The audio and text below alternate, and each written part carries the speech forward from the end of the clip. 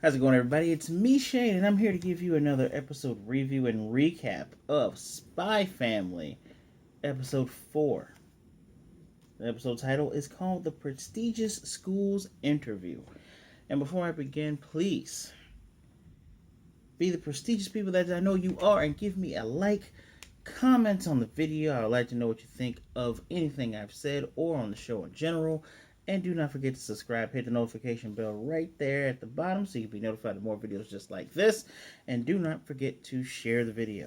I'm sorry that this is coming out so late, but hey, it's so weird with these streaming platforms that say, or you even have other people say on social media and stuff, yeah, you use official accounts, guys. It's better, and then you're paying for it, and it puts money in the pockets. It don't really put money in the pockets of the studios or anything. That's just my personal opinion on it. But I do believe that you should, pay for things. But you know what gets my goat? I don't know if saying pissed off is a curse. I hope it doesn't count because I'm gonna say it. It pisses me off when the thing is supposed to be up 10:30, 11:30 at the latest, and it's right now it's 8:30 Central Standard Time. I had to find another place to watch it, and that took 2 hours because it's so much easier watching on these things. One of the reasons why I'm waiting on Comey Can't Communicate. Why I'm waiting for Netflix, because it's supposed to be on Tuesday on Netflix, but I won't even get into that. I owe you guys Skeleton Warrior episodes 3 and 4. I'm not combining them. I'm doing one on 3 because I watched 3 earlier. And I owe you Shikimori is More Than Just a Cutie 3 and 4. Again, I'm not combining those. I'm going to watch them separately. And I'm probably going to try to do the Skeleton one tonight. I thought for Golden Week they would have taken the week off for anime, but I guess they didn't. Ha ha ha. But anyway, as we know last time, the Folger family was preparing for this exact day. I'm going to do my best to recount everything because I have a lot of notes in here. But yeah, so they prepared for this day. They're ready for this day. They go in there and Loid is just already Loid and Yor both like I feel like people are watching me. And he's like, oh no, it's not just us. They're watching everyone. He can see people up above and like one of the walkways. He's seeing the bell tower someone's looking, and he recognizes most of the staff there. Remember, he's a spy, so Loid has already gone through a lot of this stuff. And he tells Yor and Anya, he's like, hey, the exam has already begun. We are being watched, so just do as we practice, right? And we can hear, instructors saying letters and numbers, talking about, oh, pass, fail, pass, fail. It's all about, I guess, how you look and how you walk in, which is just, this is some hoity-toity BS right now. As a matter of fact, the one character that I thought would have been the most rude character, where we're introduced, is one of the house masters. Not headmasters, guys, one of the house masters. And they don't tell us his name until we get to see 2 other house masters with him. So I won't say his name until I get to that part. and most of you who've read the manga have been waiting for this episode because of a particular thing that happens. Now, he's talking about he hates that these people's crude feet are walking on the elegant, grounds. His whole thing is elegance. He even says in straight English, eleganto. And, he ends up looking directly at the forgers because he gets one of those little, he wears a monocle and he gets one of those one-eyed binoculars. Oh, wait, those are called monoculars. Yes, monoculars. And, he's paying close attention. He's like, I'm going to watch you guys. And Loid completely tricks him. He's like, they're paying tribute to our founder because they stop at the statue and they put their hands over their hearts. And Loid is thinking, yes, I am the spy Twilight. I know exactly what you guys are looking for. So I know what appeases you people. And yours like, I have no idea who this guy is, but you know what? I'm just gonna do what Loid-san does. And of course, the cutie Anya is just thinking baldy head because that she's a bald headed person. And he's like, so elegant, very elegant. He asked for the forger's number. They are K212. He asked about Anya. Anya barely passed the test with a 31, and her penmanship is pretty bad. Actually, no, I don't have the best penmanship either. And he's like, I'm going to find out who you are. We're going to get down to it. We're going to find out who you truly are. And so the family's already being split up amongst, going to this, go to this hall, you go to this hall, you go to this hall. And they walk, and then there's this kind of portly round boy. He's in a gutter. He's like, oh no, I've been stuck. And Loid's like, this is obviously a test, but no one else is moving. And he's like, well, we're going to have to do this either way it goes. So let's do it and pass this test. So he puts his briefcase down, and Anya goes, oh yeah, Mama and Papa, there's someone over there that needs our help. And this guy, he's looking, the housemaster, it looks like Valkenhind from Blaze Blue. If anybody plays Blaze Blue, that's exactly who he looks like. And so he's looking down, and he's like, let's see how you elegantly handle this. No one would naturally want to help and get, sewage on their clothing before an interview, right? Loid just grabs his kid, hoists him out, just pulls him straight out. Muck gets on him, some gets on Anya. He's like, are you alright there, lad? You good? And he's like, he tells the other two proctors that, well, he's like, throw them out. Just throw them right out. And they're like, but he's, and they don't say anything at first. And the little portly kid, he's only doing this for more marriage, but he actually feels bad. He's like, these people are gonna fail because of me. He's like, and Loid is on top of it. First of all, I don't know how a grown man and his daughter are able to change clothes, because he's changed out of this blue suit into a gray suit. And he's like, yeah, thank you for giving me time to change, dear boy. And yours like, yeah, we anticipated this. And Mr. Elegant is like, how would you be able to anticipate this? It's such elegance. You know what? All right, I'm going to find out your true depths, forgers. I'm going to get you, right? He's like, he even thanked the boy. And so, and it even goes like, well, your gray suit kind of fits this kind of crowd. And he's like, yeah, my blue suit would make them think that we're commoners. It's like, you got to play up the part, because this is a hoity-toity, this place full of a-holes. There's a-holes here, and I'll get to that in a second. So, he calls them smart and elegant, in English, mind you. And so, the project's like, aren't we supposed to be testing the child? He's like, no, children learn from their parents. So if this kid has a 30, her parents must be 30s as well. So let's do this. So all of a sudden, an alarm goes off, and the farm animals have all just gotten out.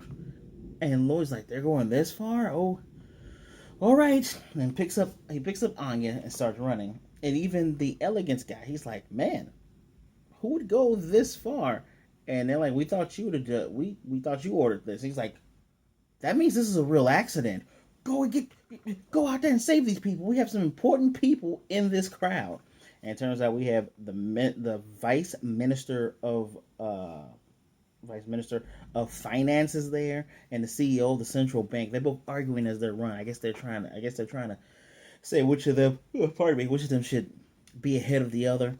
But the CEO of the central bank, his son is running. He falls down, and Loid, I guess he already gave Anya to Yor. Loid just runs, grabs the boy, and this it's not a bull, it's a cow. But the cow already rips the bottom of his suit, and he gets the boy to his father. And Anya's already passed out because of the mass panic. Remember, crowds and too many thoughts affect her. And actually, Loid even asked her earlier if she was okay. So she was okay, but it was the mass panic that started to affect her telepathy mind. And so, he's like, man, we got to do something about this test or not. We can't let people get hurt. And so this is what he's saying. Yor says, hold Anya for me. And he had spotted the leader of the bovine group. But before he does anything, Yor gives Anya to him, with 2 fingers, Neji Hyuga style. She hits the pressure point on this cow and backflips, just complete badass. She's ripped her stockings and, torn the side of her skirt, but total badass. She just has the look to kill. And then all of a sudden, she realizes what she did. She's like, it's not what you think. It's not what you think.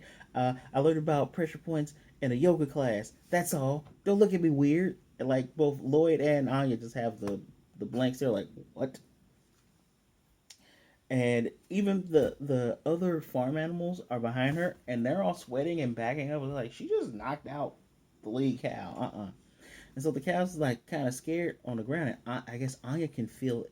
I see. We don't hear the cow's thoughts, but we can see the sparklies around her. I mean, she can hear its thoughts or feel its emotions, feel some type of empathy kind of thing, right? My camera's detecting her face right there. Anyway, so she goes up and she pets the cow. She's like, there. It's okay. Don't be scared. Anya being cute, doing Anya stuff. Anya the goat, she carries the show literally. She carries the show with her humor and her cuteness. Yor carries it with her amazing, just straight up action and her funniness because she's funny too. And Loid, he is the straight man who he's just a straight man. He's a bad straight man because he has funny lies, but he's the straight man. And so after all this happens, Mister Monocle Man runs down and says, "Forgers, I'm thank you. I'm in your debt, but I'll get you one day, right? I'll get you." And where am I at here? Because he had an elegance orgasm. That's what I'm gonna call it. Because he's just like elegance out the butt is when he comes down. He says, we're gonna delay the start to interviews. Go ahead and get yourself tidied up, right? And the family's like, oh no. He says, you guys have a right to apply to this school. And Lloyd's like, oh good, we avoided disaster. He's like, that's okay. We anticipated something like this. Second change of clothes, not just for him and Anya, but Yor has a change of clothes. We see her in her normal duds, and it's just wow, wow. And he has a top hat with this one, so it's amazing. Um, can't believe I wrote that about Yor in here. Trust me, it's a good thing, but I can't believe I wrote that. He said this isn't about elegance. He's like, these people are scary. Yes, they are. Don't mess with them. So the forgers make it. We see three of the men, including the first housemaster. They're interviewing a family. There's a recording device on the table that Loid is listening through. They're grilling this kid. This kid answers wrong. He cries when he gets up because his father's like, "How could you answer that way?" Right? And so Lloyd's like, "All right, let's go in." And of course, Anya and Yor are just like, "Hi." They're just on their best behavior. And so they're gonna, this is the most crucial part of Operation Strixu. So they're gonna play their part. And they're gonna play their parts well. Um, we are introduced to where are we at here? Walter Evans. He's 59 years old. He is the nicer, kinder looking one. He wears glasses, full glasses, not a monocle. He's the housemaster of Dorm 5, the Malcolm Hall. He teaches English. He's mild mannered, sincere, conservative, and the students are very fond of him. So Lloyd's like, yeah, as long as I'm get straight to the point, answer this will be good. And he's prepared. Loid calls this a game of informational warfare, which that's what it is, right? And so they get straight to the point. They ask the parents the questions first. He asks, how did he meet his second wife? And, where am I at here? How did he? Oh, he asks how does him and his second wife, first meet, because he knows that is not the biological kid. And as a matter of fact, one of the things that Mr. Elegance Monocle Man was wondering, he's like, did they get quickly married just to get in here? I'm gonna find that out. But they're functioning as a family unit, right? And he says, tells the truth. Met her at Taylor. I was stunned by her beauty, and Bob's your uncle. This is where we are here. And sooner or later, he felt that they were kindred spirits, and we do get a flashback now of just a Taylor, but the moment when he proposed to her during all that fight scene that they had. They are literally kindred spirits, two people doing secret things at the night to preserve the safety of others. Although I'm really hoping Yor isn't an assassin on the bad guy side, which is the Osterians. The Osterians seem like pretty big D-bags. But yeah. And Yor's blush, Yor has a constant blush on her face because she's youthful. She's in her 20s. But I like it when it gets, you can just, when the deepness red comes in from kind things said or wonderful things said, just, yeah, yeah. Going through my notes here. So he came to the conclusion that she would get along with his daughter. And he says, what about you, madam? And she says, he's a wonderful man who truly cares for his daughter. He's very considerate of her, too. And nice dude's happy to, see such a wonderful family. Now, this is dude in the middle. His name is Murdoch Swan. He's 47. He's housemaster of Dorm 2, and it's called Klein Hall. And he teaches economics. He's arrogant, greedy, and a callous personality. We're learning about these people through Loid's mind you. This dude's a loser. Like, he says reviewing his other like his wife has filed for divorce from him last month. He lost custody of his daughter. Loser. By the way, he's the only what kind of hire is he? He's the only legacy hire because his daddy used to be a headmaster. So they only hired him because of daddy.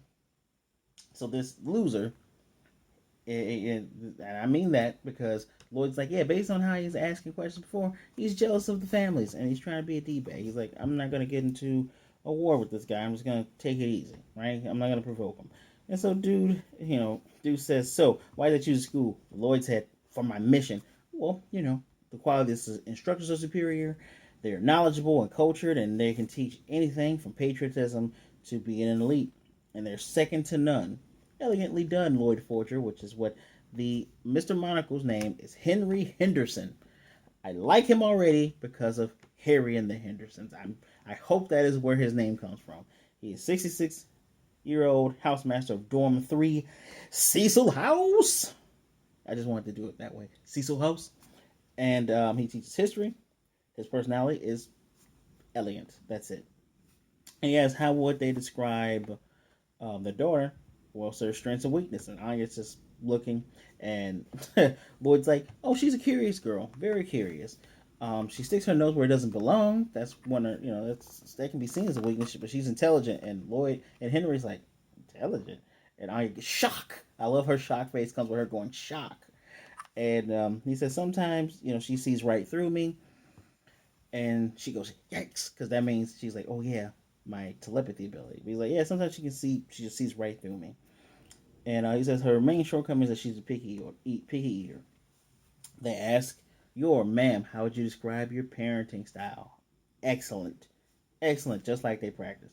She's like, even though I'm not her biological mom, when I first started out, I wanted to spoil her just to get us closer, but I want to be a little bit stricter at times.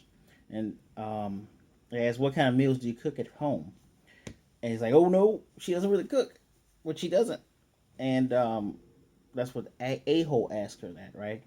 And Loid jumps in and says, well, I do most of the cooking, but she cooks whenever, I'm busy. And this jerk goes, what kind of wife can't cook for her husband? He says she needs to be more stricter with herself than the child. And I'm like, F off, you fat man. And he's like, that's what women, and Loid comes in and says, everyone has strengths and weaknesses. She's tidy and excels at keeping the house spotless, and she's an excellent mother. And dude's like, well, that's what women are expected to do. I hate this guy. It is very obvious why he is divorced. And Loid was about to speak up again, but Yor says, it's all right, Loid. It's fine. Right? And Loid is like, why am I getting annoyed? She's not even my real wife. I'm like, bruh, you actually have feelings for her. Come on, man. We can see it as far as episode 4. Yeah, you love her, don't you? You love this little girl, don't you? Yeah, you do. That's your daughter now. Anyway, we can hear inside this jerk's mind. And he's like, I hate lovey-dovey couples. He's like, you make me sick. And I'm just like, oh, I want to see this guy get punched. And he plans on keep jabbing them until they slip up. If he can't ensure they fail, then he's like, there's no justice in the world. And Anya's like, WTF like me. And she's like, he doesn't like mama and papa. I'm going to have to do my best, right? And kind man, the kind dude, he says, let's ask the young lady a question. Ask her name and address. And I'm like, yes, like you prepared, right? And the translation I was watching before, they were trying to highlight Anya sounding like a kid, and I kind of prefer this one because I'm like, I can get that she's 4, 5, or 6. I already know she's like 5 or 6, right? So you don't have to write it in there. I get it. She's cute. You don't have to do it like that, but I appreciate the effort. And she tells her name, where she lives, 128 Park Avenue, all that other stuff. And she asks what she does on her days off, and Loid's like, yes. And she tells him the museum and the opera. Of course, she says these things cutely, because remember, she said outing is ooting, which is just, oh, Anya. Anya, you're gonna sell so much merchandise. It feels like you are literally the star of this. Anyway, she hears. So they said, "What would you like to do once you get into school?" She hears Loid's thoughts because he's thinking about his mission. Like, I'm gonna get Jasmine, we're gonna figure this out, and I'm gonna take this boss down. And she goes, "Oh, finding out what the boss of the organization is planning to do." And he's like, he has his own shock face, like, "What? What? What do you say? What the hell? Hello?" And the nice guy goes, "Oh, you mean the house masters?" And Loid's like, "Yeah, she's very ambitious and she's extremely curious about what the house masters do and how he clearly made it to the top." And she's saved by Loid again, right? And the Mr. Henry asks, "Do you know do you know the principal of the school?" And Loid thinks the name. His name is Benedict Ivan Goodfellow. She says the name because she can read thoughts. And um, where am I at here? And he asks, "How hard would you have to work in order to succeed like him?" And she had her comedy eyes on, right? The ones with the note that you can't see her green pupils, and she's going, "I would go through the jungle with no supplies and dance with death over and over to get brave." And Loid's eyes are kind of like she's remembering the training montage from her Spy Wars show, and sure enough, we see that behind him playing. And Henry's just like, he's like, "This is such incredible resolve." He believes he underestimated her, right? Just good job being yourself, and you succeed. And they ask, "What does your father do?" She almost says he's a spy. She goes, "He's a specialist in mental health." First of all, her being able to say all of that, two claps, two more claps for the save because it was hilarious. Because Loid almost has a "what the hell are you saying" moment, which is kind of funny because I don't know if he knows that she knows, right? I don't know if he knows that she knows. Um, and she also says he's a very good one at that. And she's asked, what do you feel about your new mom?" She's very nice but scary sometimes, and Yor has her own shock face. And if you were to give your parents a score, what would it be? And she says a perfect 100%. We get these big old green eyes and her rosy cheeks coming in. She's like, "Papa and Mama, I love them so much. They're both so much fun, and I want to be with them forever." And both Loid and Yor are looking at her with awe and surprise because I don't think they realize how much this little girl enjoys being a family with them. And that hits them in the heart. You can already tell it hits them in the heart. And here's how. So this a-hole thinks that God, nobody wants to hear this rubbish. He's like, "In the case of how would you score your old mom to your new mom?" And even the nice guy's like, "Whoa, whoa, whoa, whoa, dude, what are you doing?" And Loid goes, "Respectfully, can we ask a different question?" He was like, "Absolutely not. You'll lose points if you don't ask this." And Lloyd's thinking is that he's like, "I don't know how she managed in the orphanage, but her real parents might be," and his thoughts are cut off to her real parents might be dead.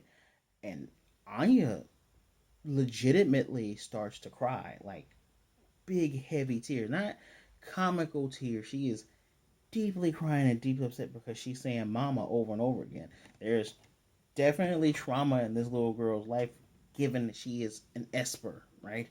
She is an experiment. She is literally 11 from Stranger Things, but in a comedic format. And she starts to cry. Yor goes over and goes, "This is really cruel." And so this a-hole is going, "We have children that live here away from their parents. She cries at something, this trifling, maybe she doesn't belong here." And Yor goes, "This is trifling," and she does the hand crack. Wow, I actually just did that too. That sometimes hurt, but she does the hand crack. It looks like she's about to kill this guy. She's like, "How can you say something like this is trifling?" And I love how Lloyd's feelings contradict his rational mind. Because in his mind, he's trying to tell Yor to calm down, but he goes, you know, this is, so what if this is slander? We're nothing more than a pretend family, right? He already made a fist with his right hand. And he's like, I feel so much. And while the jerk is going, "It's not my fault she prefers her her real mother to, more. Loid comes in with the fist. He's like, restrain yourself, Twilight. And he's like, yeah, that feels better. And we hear crunch as he's about to. This man broke the table, hits the table, smashes it through, and fat jerk just like, just all the way back, and y'all, Loid goes, apologies. Apologies. There was a mosquito here, and he tells him, he's like, all right, guys, let's leave. And the whole point of this is like, you can mess with us, don't mess with our kid. That's pretty much universally with any good parent. I'm gonna emphasize good because I've heard and seen horrible parents, good parents. A lot of them like, yeah, you're an adult, you can say whatever you want to me. I don't even have to respond. I don't care. Don't mess with my kid. And Lloyd's like, all right, we about to leave. And the dude's like, where are you going? And Lloyd goes, if making light of a child's feelings is part of your establishment's educational policies, I'm afraid we chose in the wrong school. And Henry looks shook. He's like, whoa. Like, it hit him because he cares about the school. He cares about how the educational is perceived and how they treat their students. And what is this dude saying? He said, well, you know what? Don't you ever come through my gates again. This is what the Swan guy is saying. And Henry's like, that's enough. He's like, you take issues with my methods. And of course, the nice dude's like, now. He's way too damn passive. He's like, now. And he's like, just because my father's former headmaster, it doesn't mean that he doesn't have any influence. So you better watch your tongue. And Henry's thinking to himself, because he remembered Loid saying why they chose it because of the teachers and the education. And Henry is pissed and he's thinking, all I can do is curry favor with authorities. I have no right to call myself an educator. He goes to Swan and goes, just who has actually disgraced our school? And dude's like, what'd you say? Henry Vulcanheim Van Helsing smashes this dude right in the face. And dude's down on the ground. He's just wiping his hand off. He's like, yeah, that was very elegant indeed. And now he said he can be able to face the rest of the Eden instructors head on. Forgers. He's talking to forgers. He's like, you guys will be able to face them head on because you dealt with this guy, right? Meanwhile, by the house, they are all despondent. Loid is like, yeah, we definitely failed. And she's like, I'm gonna go make us some tea. She can't make food, but she can make tea. And he said he failed again. He said he failed a mission again. So this is not the first mission he's failed when he lets his emotion get the better of him. Don't consider it a failure, dude. This is probably why they told you to get a family as a spy, because you need to be more than just a robot. So anyway, Anya says she's sorry she couldn't do better on the test. And he says, it's okay, Anya. You legitimately don't have any reason to apologize. He flat out says that to her. She says she wants to go to school, and she's gripping his pants. And I can't tell if some of these thoughts are inside her mind or if she's mumbling. She's like, if I don't, the mission's going to fail. And, they won't be together anymore. And I can't tell if she says this out loud. And even Yor is thinking, well, if she fails, of course, their family life together will be ... But she's like, that doesn't matter. She's wondering how this is going to affect her work. She's too is lying to herself, knowing that she enjoys this because she was about to kill over her pretend daughter. No, y'all family. Quit playing. This anime. Y'all can be a family that quick. Y'all love each other. Stop it. And, where am I at here? And Loid goes, to be honest, it'll be, hell will have to freeze over before you pass. And Anya's like, shock. And Yor's like, it'll work out. And even Anya's like, yeah, Grandpa with the glasses and Grandpa with the half glasses, talking about, oh man, I don't remember the nice guy's name, but him and Henry, can't believe I don't remember this dude's name. Whatever. Both of them, they're nice. She's pretty sure they'll put good words in for them, right? And Yor's like, yeah, they'll vouch for them. And Loid's thinking spies don't rely on anyone other than themselves and expect things in the worst case scenario and prepare for them. And he thinks of Anya saying that she wants to be with them forever. And he says, yes, let's just leave this result to fate. He's going to do it just this once. He's not going to worry about this. He said, let's just recover from the exhaustion from today, because this has been a big day. And right now, even for a little bit, that's in his mind, for a little bit, he's going to think about their family's bright future. Nah, you can already see it. You can already see the seeds of caring and love. I look forward to the Mr. and Mrs. Smith style reveal of who these people are. So, what will be? So they all toast. Anya's very cute because she has to get on tippy toes and toast like this with her cup, and they're toasting to the family. Right, where am I at here? Yeah, they toast to their family's bright future, and their family photo falls, and they're like, something fell, and they're like, oh, it's our family photo. What will become of their mission is what Mr. Narrator says. And the next mission is, will they pass or fail? And it looks like Loid is wearing a domino mask, same type of mask that Robin wears. And it looks like he having a real fight with Yor, because Yor's in her home outfit, that front sweater with that backless sweater, right? So maybe it's just a family fun time. I don't know, but I'm looking forward to next week's episode, and I'm hoping next week's episode is on time. Yeah, I'm looking at you, Hulu. I gotta give this episode a. I've been giving all these episodes like fours and fives. I'm still gonna give it a five. I like that. They were prepared. I see that a little bit. I try to do the same thing, right? I try to prepare for the worst to be ready for something so you can take different routes and you be ready for it. And I appreciate how well Loid was trying to get his family prepared. Aces all around. 5 out of 5. This series, some people may say it's hype. I don't think it's hype. I think this show just lives up to what it's trying to achieve. So let me know what you thought of the episode in the comment section down below. Please don't forget to like, subscribe, hit the notification bell, be notified of more videos like this. Definitely share this video. And as always, thank you for taking some time out to spend some time with me. Be good, be blessed, wash your hands, wear a mask, be safe out there, be good to yourself, be good to others. Either way it goes.